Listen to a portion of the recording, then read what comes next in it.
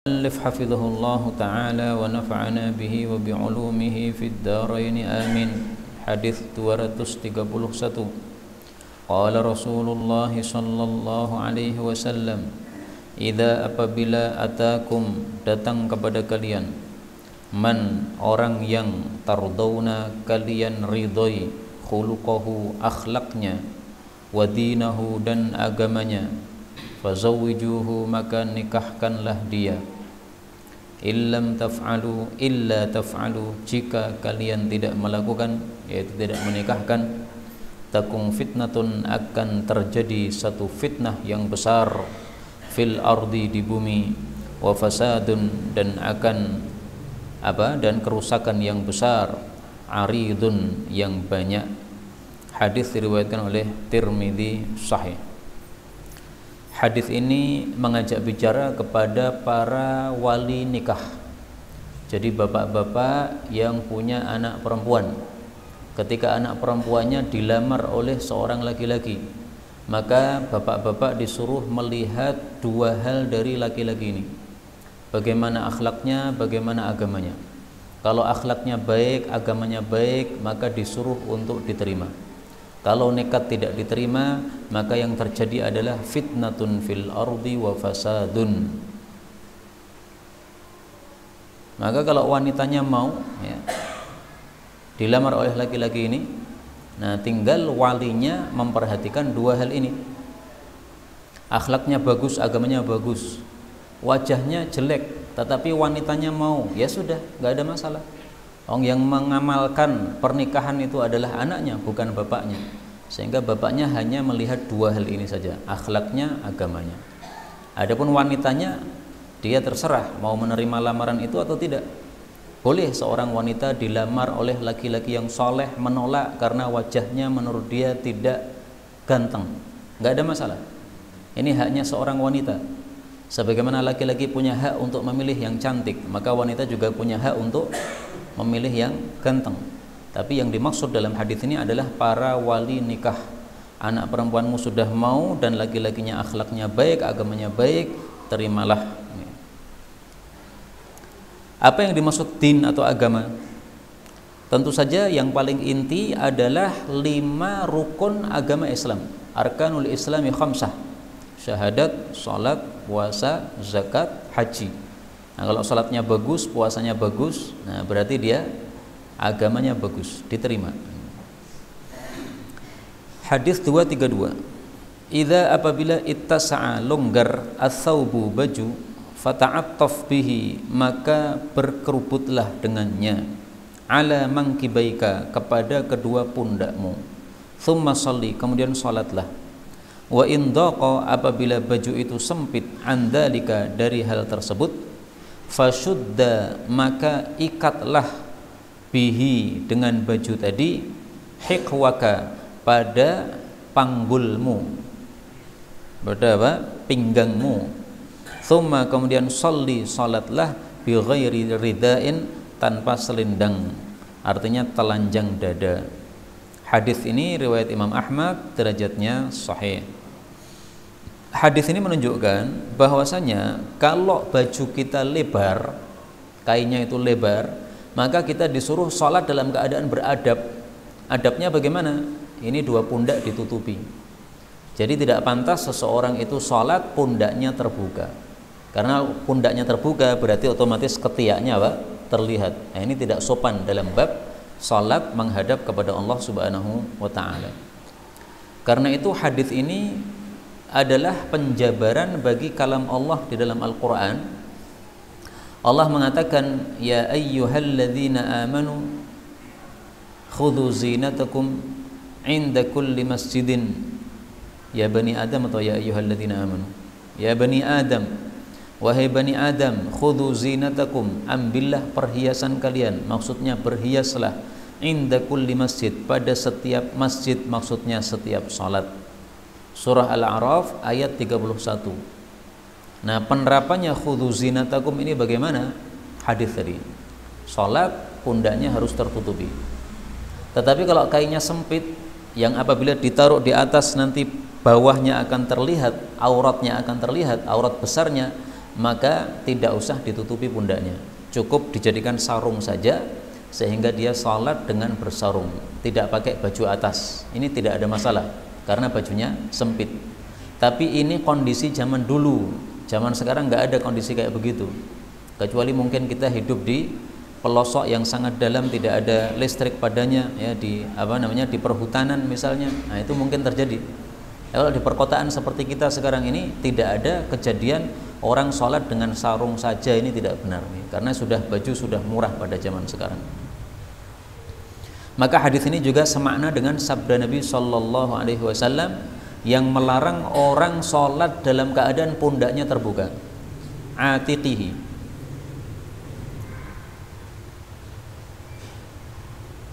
La yusalli ahadukum, janganlah seseorang itu salat fi thawbil wahid, dengan satu kain, laisa ala atiqihi minhu syai'un, tidak ada sesuatu dari kain tadi yang menutupi pundaknya. Hadis muttafaqun alaih.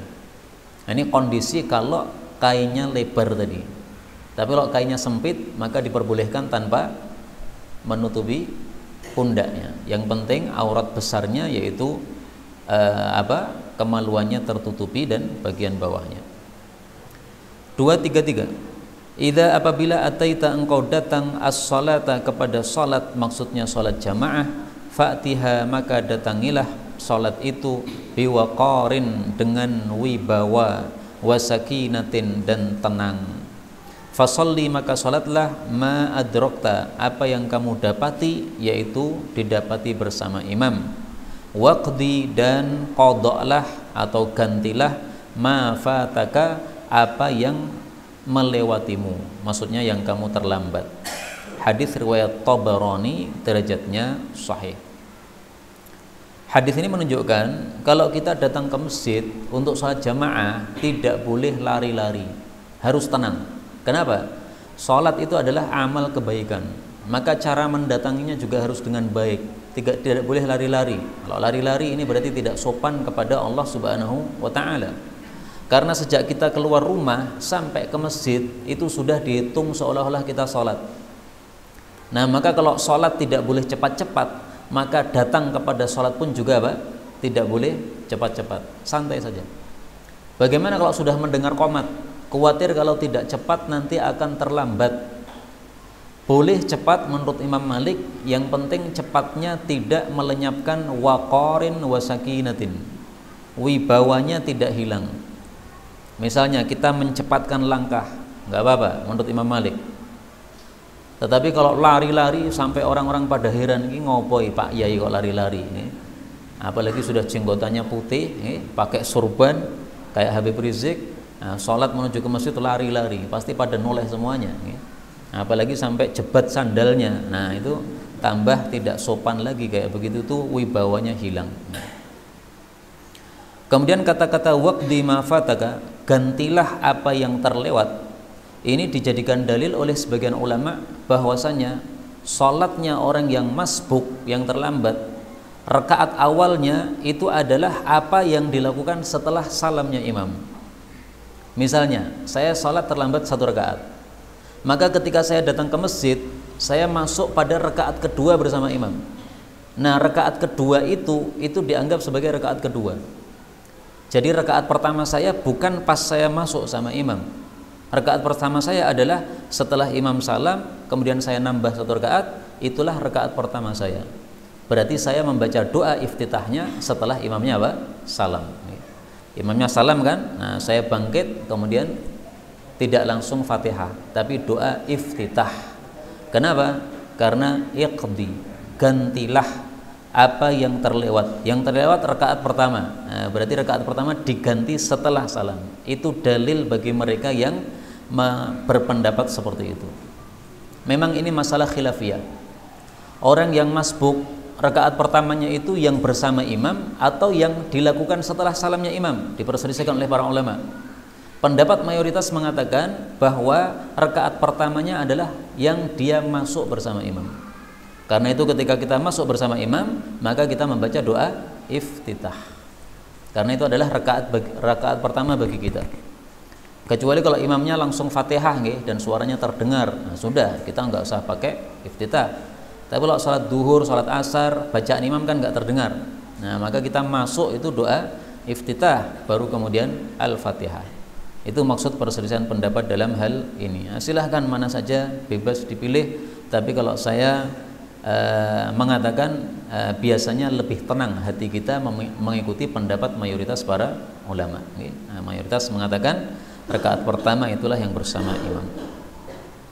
Berikutnya 234. Idza apabila ataita engkau mendatangi ahlaka keluargamu, maksudnya istrimu, fa'mal maka beramallah amalan kaisan, pekerjaan yang cerdas. Maksudnya cerdas ini adalah mengumpuli istri dengan niatan mendapatkan keturunan. Hadis ini disampaikan oleh Nabi kepada Jabir. Kenapa? Karena Jabir baru saja menikah. Setelah itu kemudian Jabir safar bersama Rasulullah sallallahu alaihi wasallam. Maka Rasulullah berpesan, nanti kalau kamu sudah pulang ke rumah, kamu segera beramal yang cerdas. Maksudnya apa? Segera kumpuli istrimu. Karena kamu safar meninggalkan istri lama, padahal baru saja menikah. Nah, berarti istrinya sudah rindu nih karena ditinggal lama. Nah, maka begitu pulang jangan menunda-nunda, segera ditunaikan haknya istri. Dan ketika mengumpuli istri jangan lupa niatannya untuk apa? Mendapatkan keturunan. Itulah yang disebut sebagai amalan kaisan, pekerjaan yang cerdas.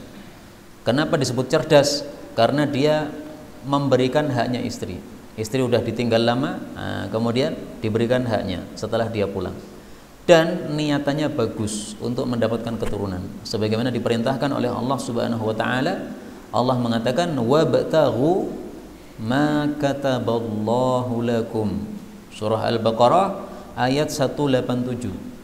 Fal'ana bashiruhunna, kumpulilah para istri, wabtaghu ma kataballahu lakum, carilah apa yang Allah tetapkan untuk kalian dari berkumpul tersebut.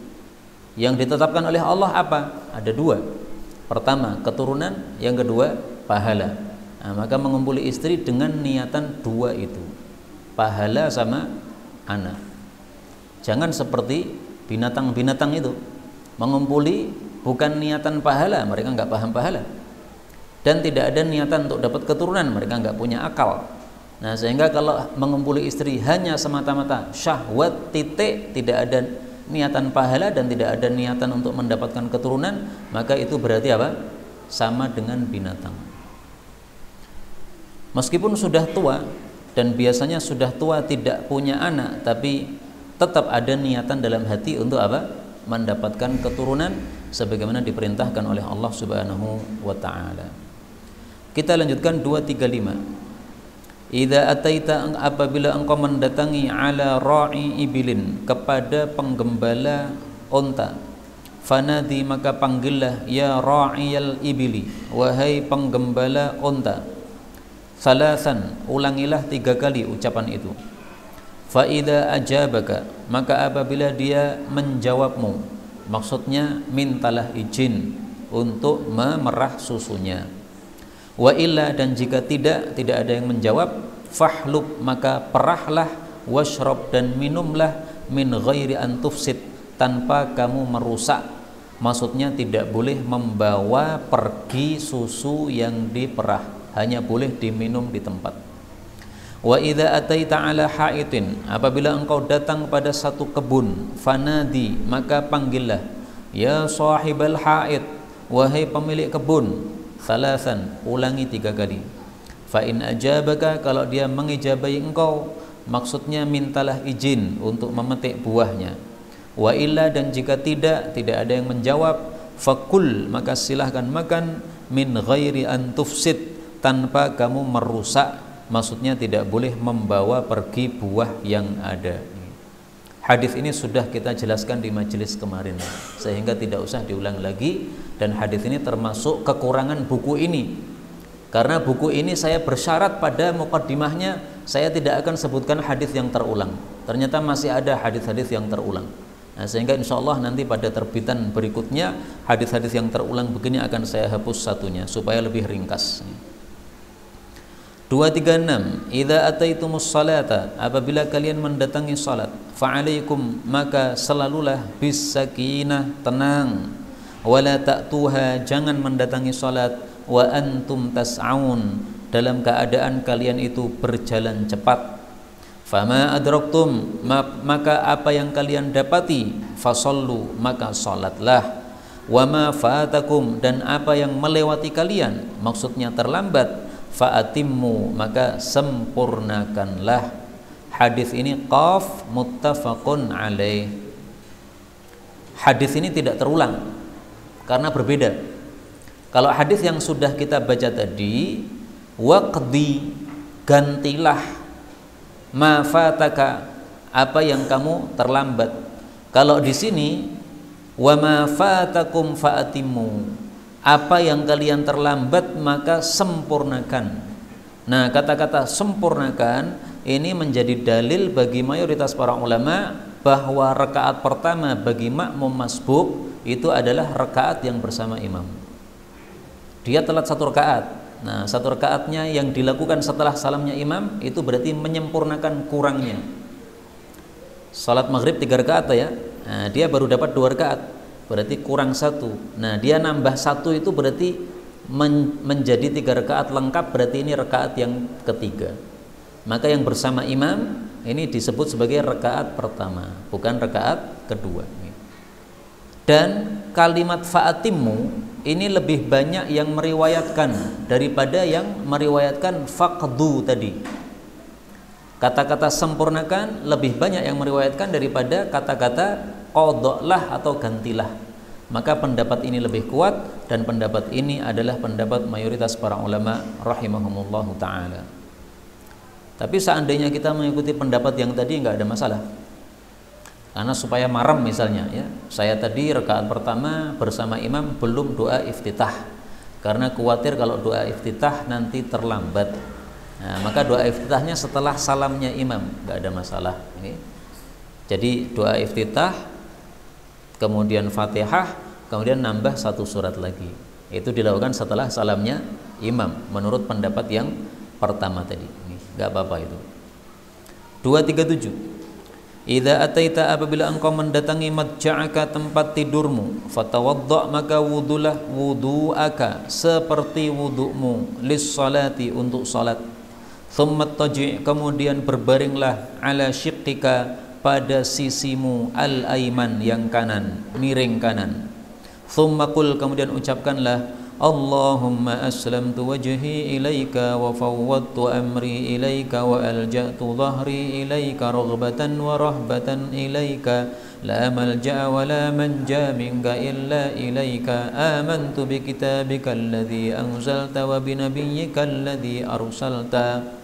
Allahumma, ya Allah, aslamtu, aku serahkan, wajhi, wajahku, maksudnya diriku, ilaika, kepadamu, wa fawwadtu, dan aku pasrahkan, amri, urusanku, ilaika, kepadamu, wa alja'tu, dan aku sandarkan, dhahri, punggungku, ilaika, padamu, rohbatan, mengharap, wa rohbatan, dan takut, ilaika, padamu. La malja'a, tidak ada tempat berlindung, wala manja, tidak ada tempat menyelamatkan, sama sebenarnya ya, minka, dari siksamu, illa ilaika, kecuali kepadamu. Amantu, aku beriman, bi kitabika, dengan kitabmu, alladzi anzalta, yang telah engkau turunkan, maksudnya Al-Quran, wa binabiyyika, dan dengan nabimu, alladzi arsalta, yang engkau utus, maksudnya Nabi Muhammad sallallahu alaihi wasallam. Apa fadilahnya? Fa in mutta, kalau kamu mati, min lailatika, di malam tersebut, fa anta, maka engkau alal fitrah, di atas Islam. Fitrah itu nama lain dari Islam. Waj'alhunna, dan jadikanlah kalimat-kalimat itu, akhira, paling akhir, ma tatakallamu bihi, apa yang kamu ucapkan. Hadis ini muttafaqun alaih. Hadis ini bisa diterapkan nanti malam, bahkan setiap malam.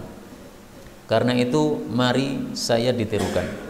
Allahumma aslamtu wajhi ilaika wa fawwadtu amri ilaika wa alja'tu dhahri ilaika raghbatan wa rahbatan ilaika la malja'a wa la manja minka illa ilaika amantu bi kitabika alladhi anzalta wa bi nabiyyika alladhi arsalta. Ya. Ini dilakukan setelah melakukan dua hal. Pertama, wudu sebelum tidur. Yang kedua, miring kanan. Berarti telapak tangan kita ini di bawah pipi kanan, miring begini. Perhatikan kata-katanya, berbaringlah pada sisi kanan. Tidak ada kata-kata hadaplah ke kiblat, enggak ada. Karena itu sama sekali tidak ada dalilnya tidur dipaksakan menghadap kiblat, enggak ada. Kepala harus di utara, enggak ada. Kepala di timur, kepala di barat, kepala di selatan, terserah. Yang penting miringnya apa? Kanan. Maka kalau kepalanya di timur berarti menghadap utara, kepalanya di selatan berarti menghadap ke arah timur. Bebas. Karena hal ini termasuk sesuatu yang dianggap sunnah menurut sebagian orang. Kalau tidur hendaklah menghadap kiblat. Enggak ada dalilnya sama sekali. Guru kami Syekh Naji Bakir dari Sudan mengatakan, saya sudah katam kitab banyak sekali, kitab hadis, tapi satu pun kata beliau tidak ada dalil tidur menghadap ke arah kiblat, enggak ada. Ada hadis umum, tapi ini nggak bicara tentang masalah tidur. Hadis tentang kiblatnya umat Islam. Kiblatikum ahya'an wa amwata. Ka'bah adalah kiblat kalian pada saat kalian hidup maupun pada saat kalian mati. Ini sama sekali nggak bicara masalah tidur. Ketika hidup itu maksudnya ketika kita sholat menghadap ke arah kiblat. Ketika kita mati, ini maksudnya ketika sudah dikubur di liang lahat, dihadapkan ke arah kiblat, bukan pas tidur sama sekali. Kemudian disuruh berwudu untuk sebelum tidur, seperti wudu sholat. Ini menunjukkan bahwa para wanita yang haid tetap disyariatkan untuk berwudu sebelum tidur. Karena di sini Rasulullah SAW tidak membeda-bedakan. Beliau tidak mengatakan wudulah kecuali kalau kamu junub atau wudulah kecuali kalau kamu haid, nggak ada kata-kata begitu. Berarti wanita haid tetap apa? Tetap bisa berwudu sebelum tidur. Lah mungkin orang bertanya, apa fungsinya wudu bagi orang haid? Kan tetap haid. Maka jawabnya adalah wudu itu meringankan hadas besar. Hadas besarnya tidak hilang karena hilangnya dengan apa? Mandi. Tetapi menjadi ringan dengan sebab wudu tersebut. Adapun fadilah wudu, sebagaimana sabda Nabi SAW sebelum tidur, maksud saya, Rasul SAW bersabda, tahhiru hadhil ajsad, sucikanlah tubuh kalian ini, tahharukumullah, niscaya Allah mensucikan kalian. Fa innahu laisa 'abdun yabitu tahiran, karena tidak ada seorang pun hamba yang bermalam dengan bersuci, illa bata ma'ahu malak, kecuali malaikat bermalam bersama dia, fi syi'arihi, masuk pada baju dalamnya. Wala yanqalibu sa'atan minal lail, tidaklah dia bangun pada satu waktu dari waktu malam atau dia membalikkan badan, ya. Illa qala, kecuali si malaikat mengatakan, Allahumma ighfir li 'abdika fa innahu bata tahira. Ya Allah, ampunilah hambamu karena dia itu bermalam dalam keadaan bersuci. Hadis riwayat Tabarani. Meskipun ini berat, tetapi fadilahnya sangat besar, ya. Karena itu kalau kita ingat-ingat fadilah ini, insya Allah mau wudu sebelum tidur. Tapi kalau tidak tahu fadilahnya, ya malas, mau tidur ngapain wudu, ya. Dingin, malas, apalagi musim dingin, ya. Tapi ingat-ingat fadilah ini supaya kita semangat untuk melakukannya. Kemudian tadi saya katakan fitrah itu adalah nama lain dari apa? Islam. Dalilnya apa? Dalilnya dalam surat Ar-Rum. Allah mengatakan pada surat Ar-Rum ayat 30, fa'aqim wajhaka lid-dini hanifa fitratallah. Tegakkanlah wajahmu, maksudnya dirimu, kepada agama Islam dalam keadaan hanif, yaitu tidak syirik. Dia adalah fitratullah, itu adalah ciptaan Allah. Jadi agama yang manusia itu diciptakan oleh Allah di atas agama tersebut. Nah, maka fitrah itu nama lain dari Islam. Jadi dengan kata lain, fadilah doa ini sebelum tidur adalah kalau mati, matinya mati muslim. Allah berpesan wala tamutunna illa wa antum muslimun. Nah, matinya muslim ini. Maka doa ini kalau tidak mau membacanya setiap hari atau setiap malam, maka minimal kita baca 1 kali seumur hidup. Yang belum pernah misalnya, nanti malam ini dibaca sebelum tidur. Allahumma aslamtu wajhi, dibaca, okay? Nah, makanya kalau belum hafal berarti dibaca sambil membaca gini. Nah, kalau sudah hafal sudah bisa membaca setiap malam. 238. Idza asna, apabila menyanjung alaika kepada engkau, jiranuka, tetangga-tetanggamu, annaka, bahwasanya engkau itu muhsinun, orang yang baik, fa anta muhsin, maka engkau memang orang yang baik. Wa idza asna, dan apabila menyebut-nyebut alaika, padamu, jiranuka, tetangga-tetanggamu, annaka musiun, bahwasanya kamu berbuat jelek, fa anta musiun, maka engkau itu memang berbuat jelek. Hadis riwayat Ibnu Asakir sahih. Jadi maksudnya tetangga-tetangga kita itu oleh Allah dijadikan sebagai saksi-saksi di bumi. Mereka melihat bagaimana perilaku kita. Nah, mereka akan berbicara sesuai yang mereka lihat. Dan dari sini kita ambil 2 pelajaran. Pelajaran pertama, kalau ada isu tentang seseorang, maka kita tanya tetangganya atau kita tanya teman-temannya. Karena yang paling paham ya tetangganya dan teman-temannya. Yang kedua, pelajaran yang kedua, bahwasanya tetangga-tetangga kita kalau mereka terganggu terhadap kita, mereka akan asna alaika jiranuka annaka musi. Mereka akan sebut-sebut keburukan kita.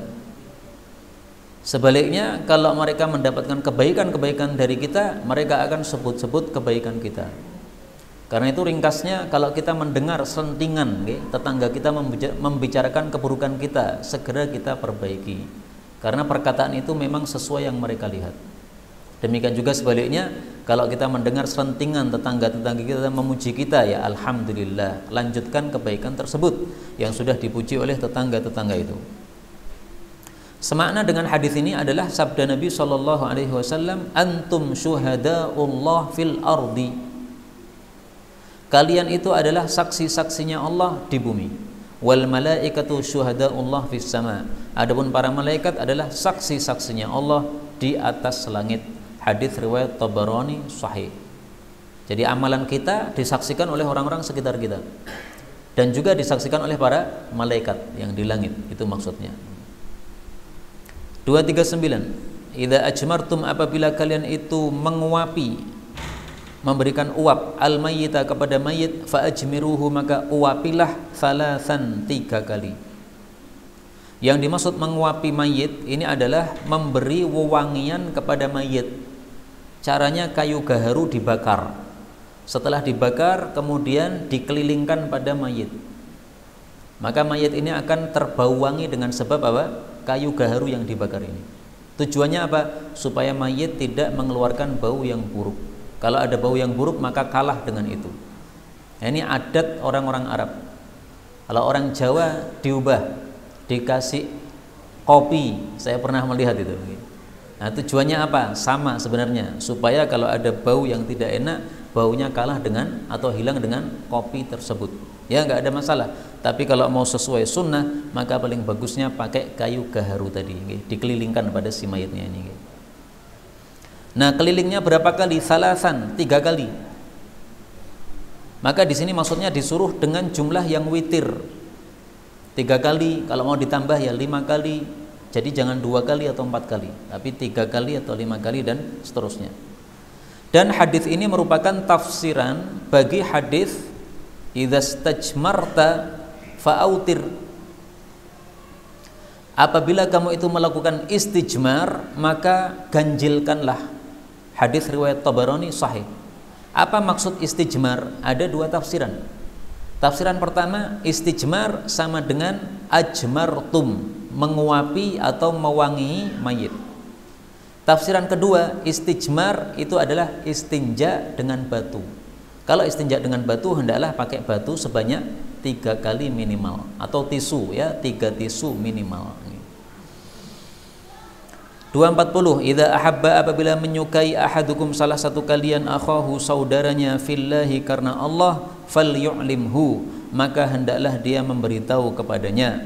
Fa innahu, karena sesungguhnya hal tersebut abqa, lebih mengekalkan, fil ulfah, di dalam napa niki? Ulfah niku napa? Keharmonisan. Wa athbatu, dan lebih mengokohkan, fil mawaddah, di dalam kecintaan. Ini adalah termasuk dalam bab-bab adab berteman. Kalau kita punya teman, kita senang kepada dia karena Allah, mungkin karena kebaikannya, mungkin karena kedermawanannya, mungkin karena amal solehnya, nah kita bilang kepadanya, saya suka kamu karena Allah, uhibbuka fillah. Ini tidak wajib, tetapi hanya sunnah saja. Tujuannya apa? Supaya kecintaannya, keharmonisannya lebih kokoh. Dan ini bisa diterapkan juga kepada istri. Istri sangat senang kalau suami mengatakan apa? I love you. Seolah-olah istri ini menganggap, wah, orang mungkin nambah meneh yang ngomong I love you ini.